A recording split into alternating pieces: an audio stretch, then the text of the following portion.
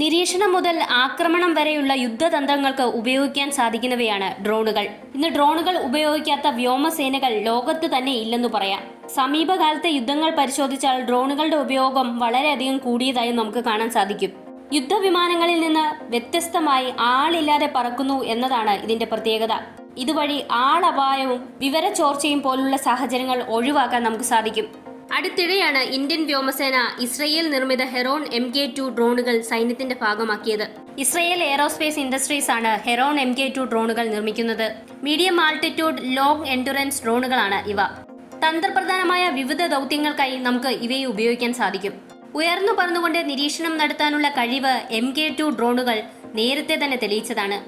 പരീക്ഷണ പറക്കലിനിടെ 32,000 അടി ഉയരത്തിൽ വരെ ഈ അൺമാൻഡ് ഏരിയൽ വെഹിക്കിളുകൾ പറന്നു.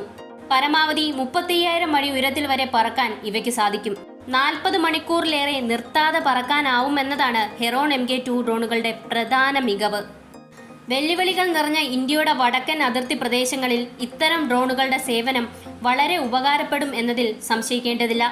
മറ്റു പല ഡ്രോണുകളും പലതവണ പറന്ന് നേടുന്ന വിവരങ്ങൾ ഒരൊറ്റ പറക്കലിന് MK2 ശേഖരിക്കാനാവും. നിരീക്ഷണത്തിനൊപ്പം ആശയവിനിമയം, സംശയകരമായ സിഗ്നലുകൾ ശേഖരിക്കുക എന്നിങ്ങനെയുള്ള പല ദൗത്യങ്ങൾ ഒന്നിച്ചു ചെയ്യാൻ കഴിയുന്ന മൾട്ടി പർപ്പസ് ഡ്രോണുകളാണിവ. 500 കിലോഗ്രാം വരെ വെയിറ്റ് വഹിച്ചുകൊണ്ട് പറക്കാൻ ഹെറോൺ MK2 സാധിക്കും. ചൈന, പാകിസ്ഥാൻ തുടങ്ങിയ രാജ്യങ്ങളുമായി അതിർത്തി പങ്കിടുന്ന മേഖലകളിലാണ് ഇവ വിന്യസിച്ചിരിക്കുന്നത്. യന്ത്രത്തോക്കുകളുടെയും കരയിൽ നിന്നും വായുവിലേക്ക് തൊടുക്കാനാവുന്ന സാധാരണ മിസൈലുകളുടെയുമെല്ലാം പരിധിക്ക് മുകളിലാണ് MK2 പറക്കുക.